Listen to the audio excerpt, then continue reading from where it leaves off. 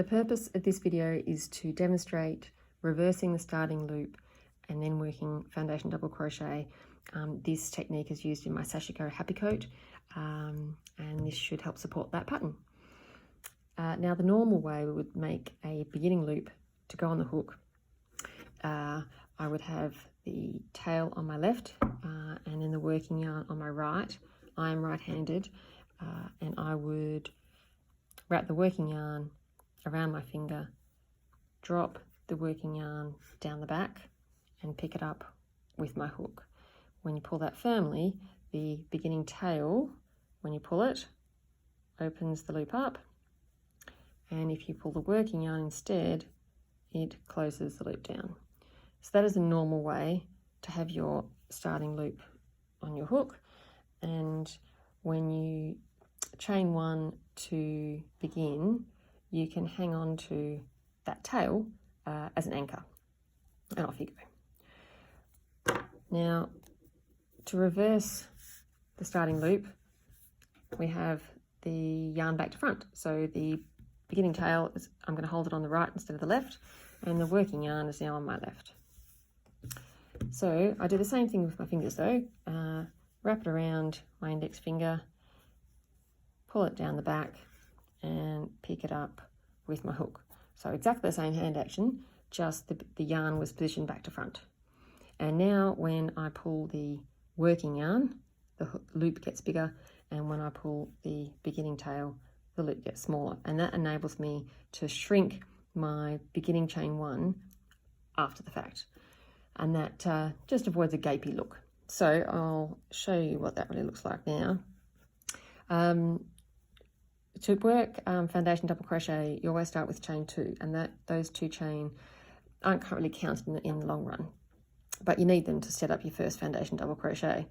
Now when we do our first chain, we've now got the trouble that when we pull the anchor, if you like, of the beginning tail, it's going to tighten the loop. So instead of holding here, I would actually hold the little knotty bit there instead. So then I can yarn over and pull through to make 1 chain. At this point, it's reverted back to normal, so the working yarn now tightens and you're all set. So let's do our second chain, and now we want to start our foundation double crochet. So to do that, we're going to put our hook under 2 loops of that beginning chain. I'm going to yarn over hook, pull up a loop, yarn over, pull through 1 to make a foundation chain, and yarn over and pull through 2 to make our first foundation double crochet. At this point, we can see that was our chain 1, that was our chain 2, this is our foundation double crochet, and this is our foundation chain. So to continue working foundation double crochet, let's get rid of that fuzzy bit. I'm going to insert hook under 2 loops under the previous foundation chain. So I've just got 1 loop there, so it's got a fish at the back for the other one. There we go. Yarn over, pull up a loop, yarn over, pull through 1 to make the chain, yarn over, pull through 2 to make our next foundation double crochet. We'll do that again. So insert hook under 2 loops of previous foundation chain, yarn over, pull up a loop, yarn over, pull through 1 to make a foundation chain, yarn over, pull through 2 to make a foundation double crochet. So now we can see that we have 1, 2, 3 foundation double crochet.